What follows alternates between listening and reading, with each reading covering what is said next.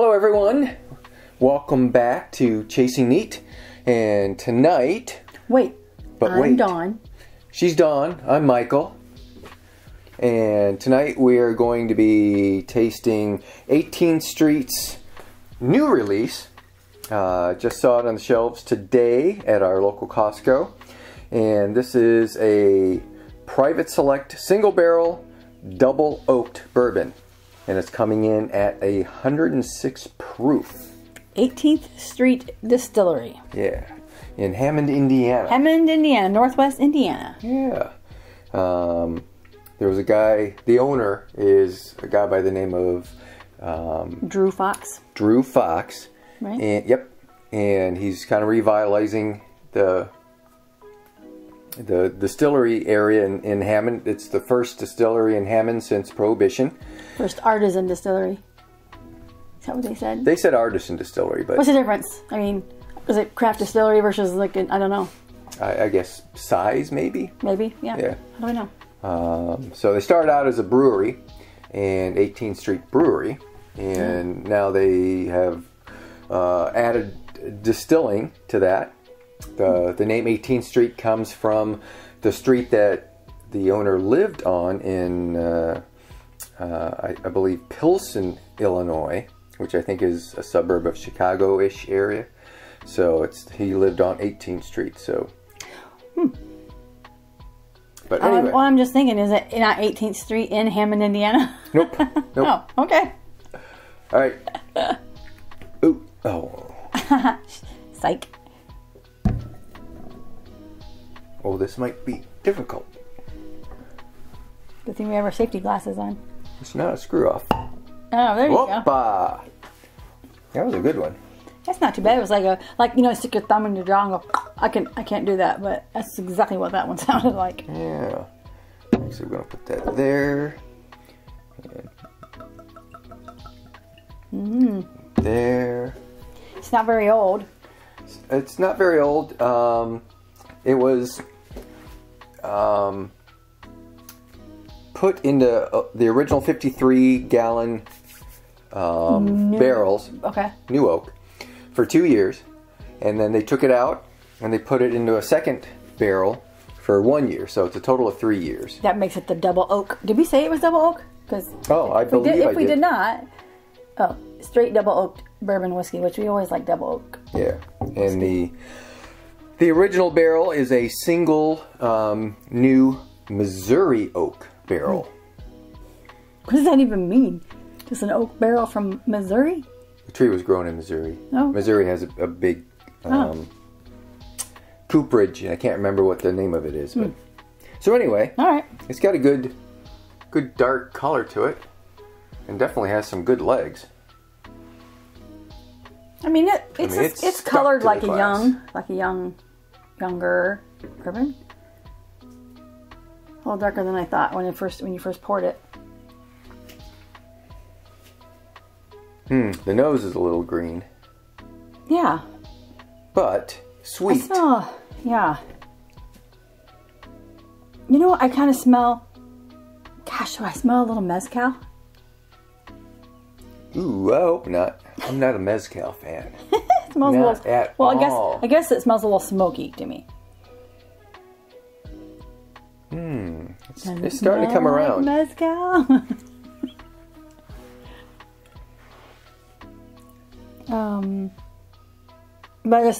But it's not, the ethanol doesn't come out in this nose, which is good. No, I'm getting more of those caramels, vanillas, those kind of the allspice. But there's another note I can't figure it out. It's rhubarb. Rhubarb. All right, I'm tasting. Man, that's like speckled the glass.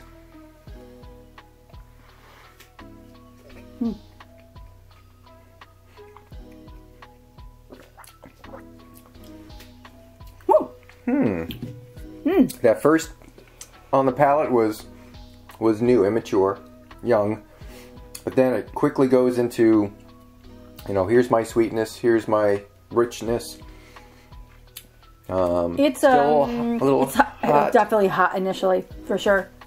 The heat doesn't stick with you. The proof heat doesn't stick with you, but you can feel it warm all the way down your throat, almost to the point of a Kentucky hug, but not a Kentucky hug for me. I like that though. It is smooth. The proof is 106. 106. Yeah. Yep, 106. Yeah.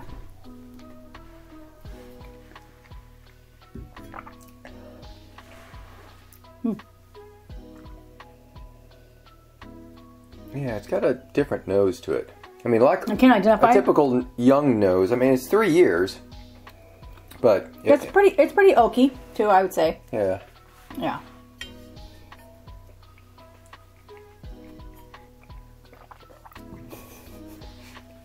We need music in the background a little bit. Yeah. Second swallow's much better.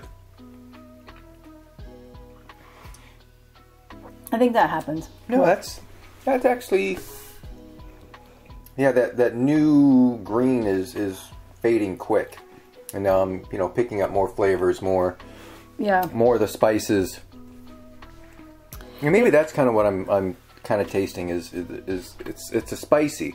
It's not like the potpourri of the 2XOs that we had the other night, but yeah, it's a little. I'm still picking up a mezcal nose. Which I don't dislike. And maybe you could be, it could be, just kind of from the smokiness of the barrel. Yeah. I don't smell anything too sweet though. Do you? I mean, kind of a little bit of grassiness, like earthy. Yeah, it's definitely getting better every sip. And it kind of keeps changing and evolving. Yeah. And that's a good sign for me. That means there's depth to the liquid, to the spirit. Your first drink, second drink, third drink, if those are different, then there's complexity in there. It's hitting you at different times. Your mouth's warming up. It's airing out. Yeah. Things of that nature. So. The heat's kind of gone away in the 106 proof, but again, if you don't warm up with something else, you're going to hit that right away. But I kind of sometimes like that, like the first sip of the day being like 100 plus. So it's just like, hey, wake up, let's get going. But yeah, I like that. Yeah, we could. No, that's a nice sitting down with friends. I don't know if we have any bourbon friends we can drink this with. Well, I know, right? Well, we got a lot more. I got about 6 more bottles of 18th Street Distillery bourbon whiskey we need to drink. There's a few. Yep. There's 1, 2, 3, 4, 5, 6. So this makes number 7 for us in our collection. Which is kind of cool about this place being in Hammond, Indiana, because it's in the same town. Man, now I'm getting butterscotch. The nose is now butterscotch. Like strong butterscotch. A butterscotch mezcal. Could be. I can't get away from that. Like, it's kind of sharp for me. Yeah, I could see the sharpness. Yeah. And I could see where we don't have any mezcal. Oh, actually, I think we have one mezcal over there on the other side. It is easy. not a strong mezcal, but I'm just saying kind of that little bit of hint of that. Yeah. Yeah, this is really opening it. We should have... Yeah. We'll do another tasting where we'll let it sit for 20 minutes and see... It's a neck pour too. So I mean, it'll open up. It'll bloom a little. Yeah, I mean, for those of you who there is a difference when you open a bottle fresh versus when it's down a little bit. So as we've learned that over the years, it's like how do we like a bottle? We didn't like a bottle initially, then we come back to it. It's like what happened, and there is a lot to be said about like letting a bourbon open up and sit. They do it for wine, right? Yeah. So. Anyway, but what I was going to say is it's kind of cool. I really want to go visit this place because it's in Hammond, in the same town as where I finished my degree at Purdue Calumet, which is technically they changed it, I think, now to call it Purdue Northwest. It's in Northwest Indiana. Because Purdue Calumet really wasn't in Calumet. It was in Hammond, Indiana. So. Yeah, but no one wanted to go to Hammond. Oh yeah, I mean they had a casino there, there was a casino on the harbor. Buffington Harbor. So the boat actually would leave the dock, go out like 200 yards and sit. Did it actually leave the dock? It had to originally. Oh. And then it would come back in like 3 hours. Yeah. I don't know. But then they said, no, you don't have to leave, but you have to close the door, so they can't get off. So that's okay. People are on their own. It's like, oh, so we should go back and see if it's still there. But might have sunk. No. Like, it's been a while since we've been in Hammond, Indiana, so we need to check this out. I mean, it's like not even... Yeah. It's 74 miles to be exact. She knows this. Well, I used to drive it every week. So. Yeah, but it's kind of a light mouthfeel. A little oily, I mean, you can see this glass. It looks like I sprayed the inside with Pam. It's just... Yeah. But... Yeah. I wonder if that's kind of reminiscent of what happens to a bourbon that's double oak, because that's what happened to 2XO last night, isn't it? Yeah, but not to that extent. Yeah. This is by far the most I've ever seen any. I know. So just the oils, the oils that they have in it. Yeah. But I'd love to see this, have another year under its belt. But I would definitely order that on an evening out. Yeah, and I believe from what the notes said that can you only get that at Costco's right now in Indiana? That's what I read. Yeah. That on their Instagram site was that it's a partnership with Costco, and in fact that's where I think I've gotten almost all of our 7 bottles is at Costco. And so, what did you pay for this today? This was a little bit more expensive than the other ones, and again, partially probably because it was double oak, but I think this was, I want to say about like $43. I'll check the receipt in a minute. I was going to do that before I came down, and then I got distracted. You got distracted. It happens at my age. You're lucky I came down and remembered that. Turn the camera on. Turn the camera on. Or so if you catch us going like this sometimes. Yeah. We're just looking to make sure the camera's on. Make sure it says record. No, I see the little red light. It's going. I know, it's going. Actually, it's not blinking. It's just on. Yeah, we're looking at that. Yeah, it doesn't matter. But anyway. But yeah, I mean, it's got some youth to it, but it's also got some depth to it. So I'm not so sure this would be something that a beginner would like, though. I don't think so either. It's not smooth and sweet enough for I think what a typical beginner neat drinker would enjoy. Maybe over an ice cube. Actually, maybe it would be decent in an old fashioned.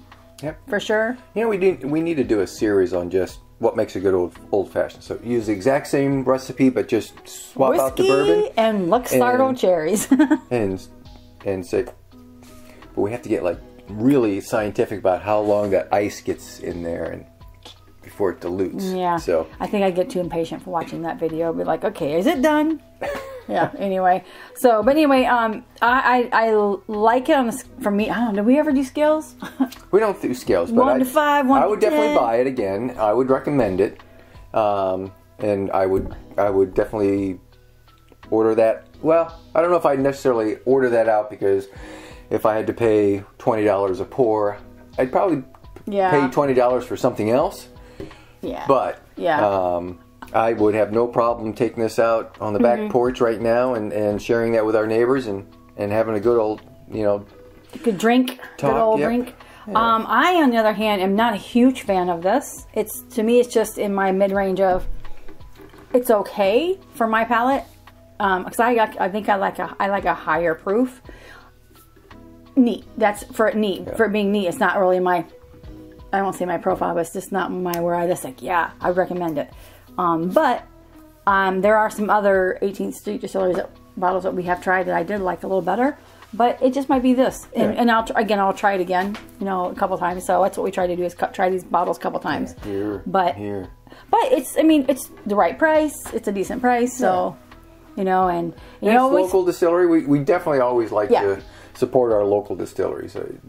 Again, I don't mind paying $40-50 to a local distillery, because I know the money's helping them, as opposed to $50, $60 to one of the mega distilleries because it's just going in their profits. Yeah. So I mean, it is kind of a business, kind of the deal, but yeah. But you know, we definitely. I mean, and what I'm most interested in with this 18th Street Distillery is he's not just making distillery like you said. They're making. He's brewing. He has a brewery and another. He said sour, but it's another brewery. Brewery, yeah, sour. So I don't know what sour beer they're brewing, but yeah, but he also has as part of. I don't think it's part of the campus or part of his business is he's got a. I was going to say bed and breakfast, but something like that, where you can actually look. It's like an old garage that was converted into.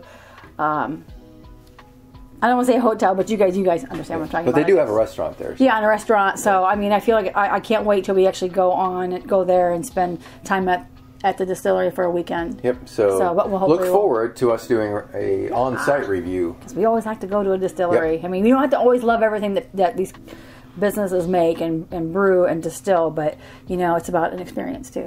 That's right. So anyway, that's it. It's always fun trying new things, new whiskeys with you. Yep. So like, subscribe, and share. And we'll call that a day. All right. See you guys. Bye-bye. Oh, that helps with the. That's cut. And cut. What was that ding? It wasn't my phone. It wasn't mine, was it? I thought I heard it. It had to be yours, but it sounded like it was back. I know. Oh, you know what it was? It was Alexa. Oh, you know, Alexa's talking to us now. Alexa, what's the notification? Sorry, I don't know that one. Oh. Alexa, what do you think about the 18th Street Distillery in Hammond, Indiana? I found an 18th Street Brewery in Hammond. 18th Street Brewery is 86.3 miles away on 5417 North Oakley Avenue, Suite 1 in Hammond. It is open until tonight at 9 p.m. They're 86 miles away, not 74. Yeah. Anyway. Okie doke.